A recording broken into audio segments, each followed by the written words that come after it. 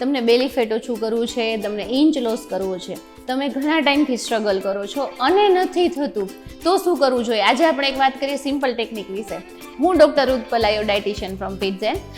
અમુક કેવી વ્યક્તિઓને કેવું થતું હોય છે કે બેલી ફેટ ઓછું નથી થતું, ઇંચ લોસ નથી થતું, ઘણા ટાઈમથી ડાયટ અને એક્સરસાઇઝ કેર લેતા હોય છે, તો પણ અમુક વખત આપણે ભૂખ લાગે ત્યારે જમતા હોઈએ છીએ, અમુક વખત આપણે ભૂખ નથી લાગતી અને જમી લેતા હોઈએ છીએ, કેમ કે આપણા ચાર્ટમાં લખેલું છે કે જમી લેવાનું છે. તમે આજે સવારે નાસ્તો કર્યો, તમે લંચ કર્યું કે ડિનર લીધું, ભૂખ લાગી હતી એટલે કર્યું તો કે ડિનર ટાઈમ હતો અને બસ જમી લીધું છે, આ બધી જ વસ્તુઓ પણ મેટર કરતી હોય છે. હું ઓલવેઝ કહેતી હોઉં છું કે લિસન ટુ યોર બોડી. તમારે તમારા બોડીને સાંભળવાનું છે, રિલેક્સ થઈ અને શાંતિથી સાંભળો, બોડી સાથે બોન્ડ બનાવવાનો છે. બોડી તમને બધું જ કહેશે, એને ક્યારે ન્યુટ્રિશનની નીડ છે, ક્યારે વોટરની નીડ છે, ક્યારે સ્લીપની નીડ છે. એટલે આ વસ્તુ આપણે બોડી સાથે બોન્ડ હશે તો જ સમજી શકશું. ઘણી વખત એવું થતું હોય છે કે આપણે ભૂખ જ નથી. નો ડાઉટ અત્યારે બધાના શેડ્યુલ આમ એકદમ બિઝી ચાલતા હોય છે, બધા પોતપોતાના ટાઈમ ટેબલમાં ગોઠવાયેલા હોય છે, પણ હા, તો પણ તમારે સ્ટ્રગલ કરો છો તો આ વસ્તુની કેર તો લેવી જ જોઈએ. ચલો આપણે એક નાની શરૂઆત કરીએ થોડા ટાઈમ માટે, કે જ્યારે બોડીને નીડ છે, જ્યારે ભૂખ લાગે છે ત્યારે જમવાનું છે.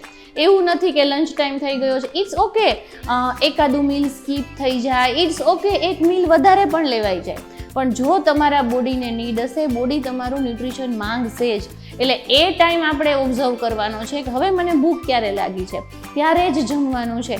ઘણી વખત આપણે તરસ લાગી હોય છે અને બોડી રોંગ સિગ્નલ આપતું હોય છે. એટલે એવું જરૂરી નથી કે ભૂખ જ લાગી હોય, આપણે તરસ લાગી હોય છે. એના માટે પણ એક ટેકનિક છે કે તમને જ્યારે એવી ફીલ આવે કે મને ભૂખ લાગી છે, બોડીએ સિગ્નલ આપ્યું છે કે ભૂખ લાગી છે, તો એના બદલે થોડું પાણી, અડધા ગ્લાસ કે 1 ગ્લાસ પાણી પી લેવું જોઈએ. 5 મિનિટ વેઇટ કરવી, છતાં પણ બોડી સિગ્નલ આપશે કે મને ભૂખ લાગી છે, તો તમે જમી શકો. ઘણી વખત પાણી લેવાથી પણ એ ક્રેવિંગ પૂરી થઈ જતી હોય છે. ઇમોશનલ ઇટિંગ નથી કરવાનું, જંક ફૂડ નથી લેવાનું, બજારનું નથી જમવાનું. એવું નથી કરવાનું કે હવે ભૂખ લાગી છે એટલે હું કાંઈ પણ જમી શકીશ. ના, ઓવર ઇટિંગ પણ નથી કરવાનું, ઇમોશનલ ઇટિંગ પણ નથી કરવાનું અને જંક ફૂડ પણ નથી લેવાનું. હોમ કુકડ ફૂડ જ લેવાનું છે પણ ભૂખ લાગે ત્યારે. આ એક નાની એવી ટેકનિક છે, એનાથી ઘણા બધા ફાયદા થતા હોય છે. પણ હા, સ્ટાર્વિંગ મોડમાં નથી જતું રહેવાનું. સ્ટાર્વિંગ મોડમાં જતા રહેવાથી પણ વેઇટ ગેઇન થશે અને ઇવન એસિડિટી, ગેસ, એ બધા ઇસ્યુ થશે. એટલે જેમ તમે વધારે પડતું જમો છો અને એસિડિટી ને ગેસના ઇસ્યુ થતા હોય છે, એમ સ્ટાર્વિંગ મોડમાં પણ ઇસ્યુ થતા હોય છે.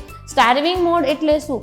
ભૂખ લાગી છે છતાં પણ ન જમવું, વધારે પડતા ભૂખ્યા રહેવું, એ પણ નથી કરવાનું. એટલે તમારે તમારા બોડીને નીડને જોવાની છે, બોડીને સાંભળવાનું છે. તમારું બોડી ક્યારે એના ન્યુટ્રિશન માંગે છે, બસ ત્યારે જ જમવાનું છે. આ એક નાની એવી ટેકનિક છે, એનાથી ઘણા બધાને ફાયદો થતો હોય છે. લિસન, બધાના બોડી અલગ અલગ છે, બધાનું શેડ્યુલ અલગ અલગ છે, એટલે બધાના ચાર્ટમાં આપણે ફિટ ન થઈ શકીએ.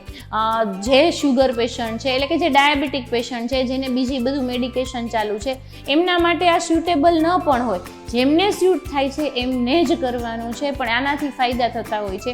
એ સિવાય પણ તમારે તમારી ઊંઘ ઉપર ધ્યાન દેવાનું છે, તમારે તમારા સ્ટ્રેસ લેવલ પર ધ્યાન દેવાનું છે, ઇવન તમારે વોટર ઇન્ટેક પર પણ ધ્યાન દેવાનું છે. આ બધાના જ કોમ્બિનેશનથી ઇંચ લોસ થશે, ઇવન બેલી ફેટ લોસ પણ થશે. Thank you. તો પણ કાંઈ ક્વેશ્ચન હોય, ક્વેરી હોય, લીવ ધેમ બી.